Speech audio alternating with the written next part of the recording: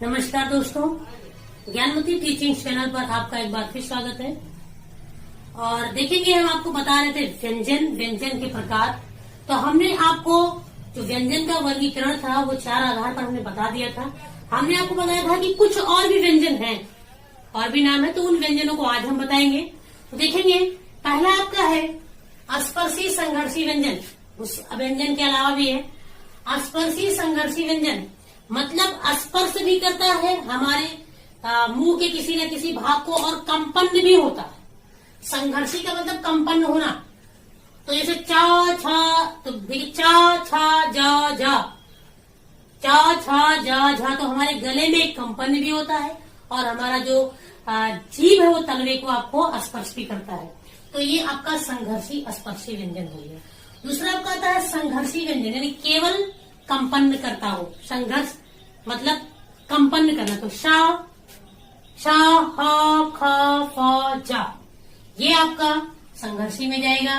नासिक व्यंजन, यानी जितने भी आपके वर्ग हैं, आपके जो व्यंजन के वर्ग हैं, वर्ग का जो लास्ट है, मतलब का से लेकर के और मा तक, जो लास्ट का आपका डिजिट, मतलब जो लास्ट का ये अक्षर आता है वो आपके नासिक में जाता है। जैसे का खा गा गा अंगा, चाचा चाचा टाटा टाटा ताता ताता ना पापा पापा माँ, तो आपका जो लास्ट वाला अक्षर है वो सारा नासिक में आता है। नासिक क्या होता है?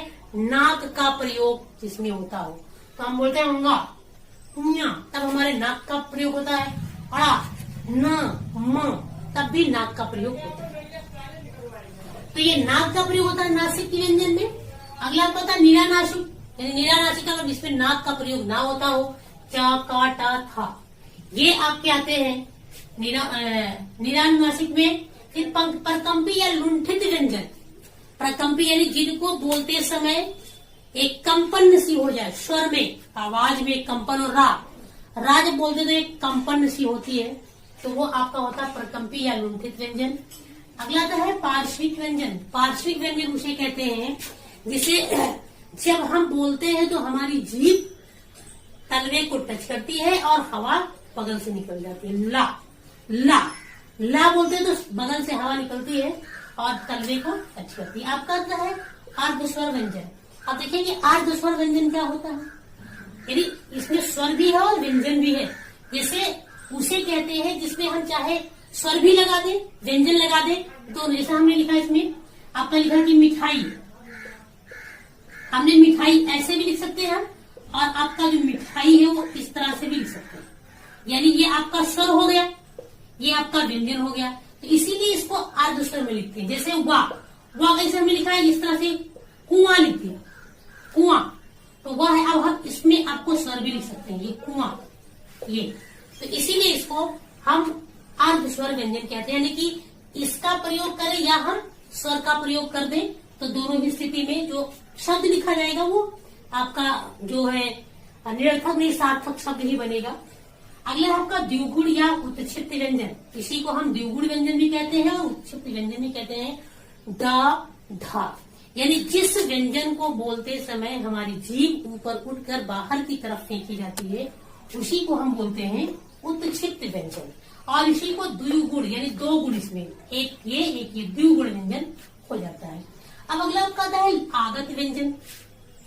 देखिए आगत व्यंजन भी आता है आपका, यानी जो दूसरी भाषाओं से हमारे हिंदी में आ गया जो व्यंजन, वो आगत व्यंजन होता है। जैसे आपका आता है फा और एक आता है जा। तो देखिए ये जो आपका नीचे ये बिंदी होता है ना, इसको नुक्ता बोलते हैं या इसको तल बिंदु भी कहते हैं, नुक्ता या तल बिंदु। तो ये हमारा अरबी या फारसी का शब्द है। कभी कभी इस तरह से शब्द बना करके दे देता है और पूछता है कि मतलब ये कौन से शब्द है, तो वो अरबी फारसी के लिए अक्षर जाएंगे, अरबी या फारसी, अरबी फारसी। अब आपका आता है द्वित्व व्यंजन। देखिए ये द्विगुण है, ये द्वित्व है, दोनों में अंतर है। द्विगुण में और 2 गुण, और द्वित्व का मतलब होता है 2 समान व्यंजन साथ में रहते हैं। व्यंजन नहीं होगा लेकिन दोनों समान होगा।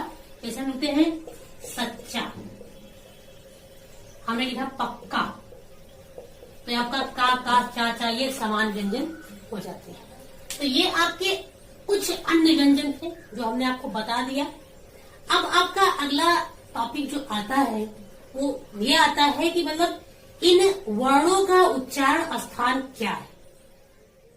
तो देखेंगे वर्णों का उच्चारण स्थान क्या है। हाँ, तो अगला देखेंगे, आप आगे देखेंगे कि वर्णों का उच्चारण स्थान क्या क्या है। तो वर्ण में आपके स्वर भी है, व्यंजन भी है, तो दोनों को हमने मिला के लिख दिया है कि कौन सा अक्षर किस स्थान से निकलता है।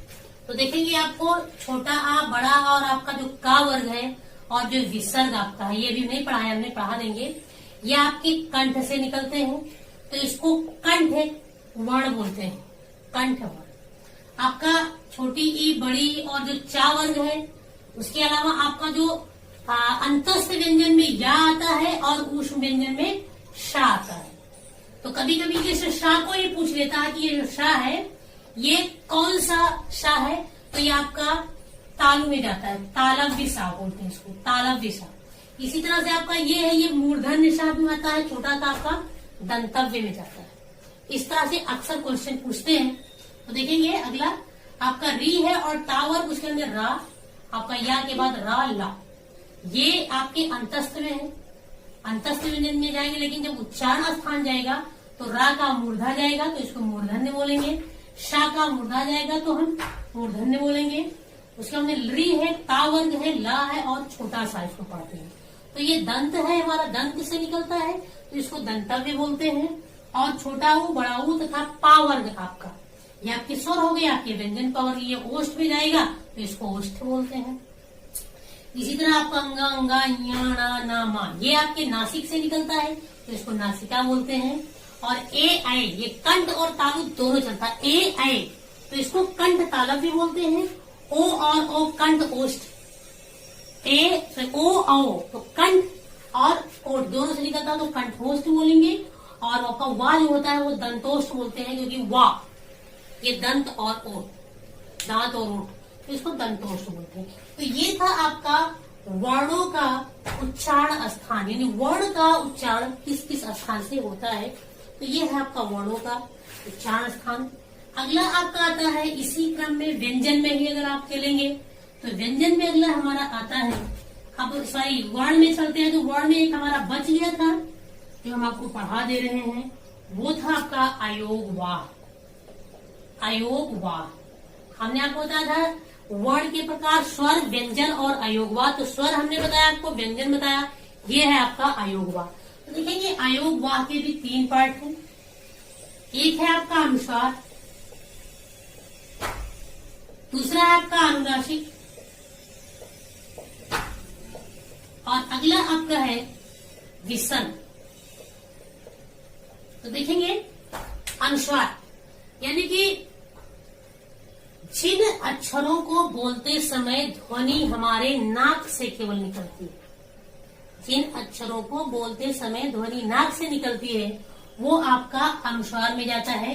जैसे आप लिखते हैं ना कंघा, पंखा, डंडा, अंडा, ये तो हमारे नाक से ध्वनि निकलती है। यानी कि कुल मिलाकर के जो आप हम लोग पढ़ते हैं अंग से अंगूर जो पढ़ते हैं, ये अक्षर आपके अनुस्वार में जाता है। अनुनासिक उसे कहते हैं जिन अक्षरों को बोलते समय ध्वनि नाक और मुंह दोनों से निकलती है।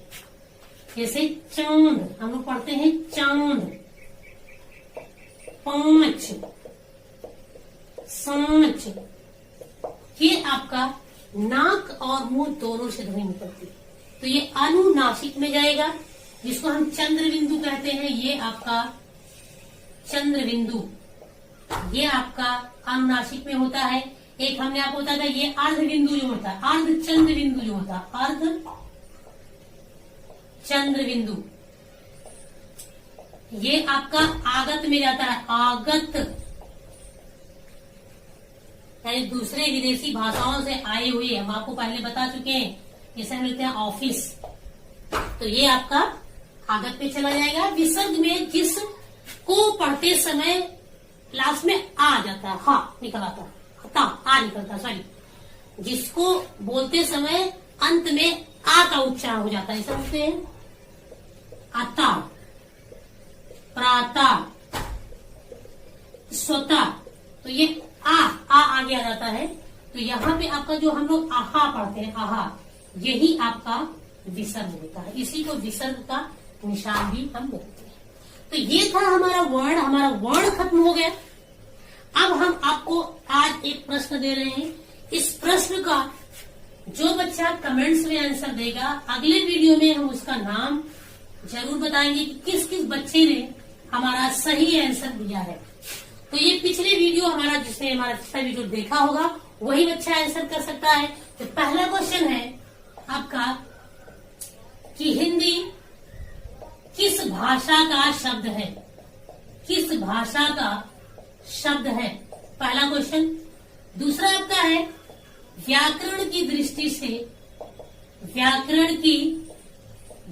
से हिंदी क्या है? ये दोनों आंसर जो बच्चा देगा कमेंट्स बॉक्स में आप बताइए, उसका नाम हम अनाउंस करेंगे। तो धन्यवाद। आपको अगर ये वीडियो पसंद आया हो तो इसको लाइक करिए, कमेंट्स करिए, शेयर करिए और अधिक से अधिक लोग इसको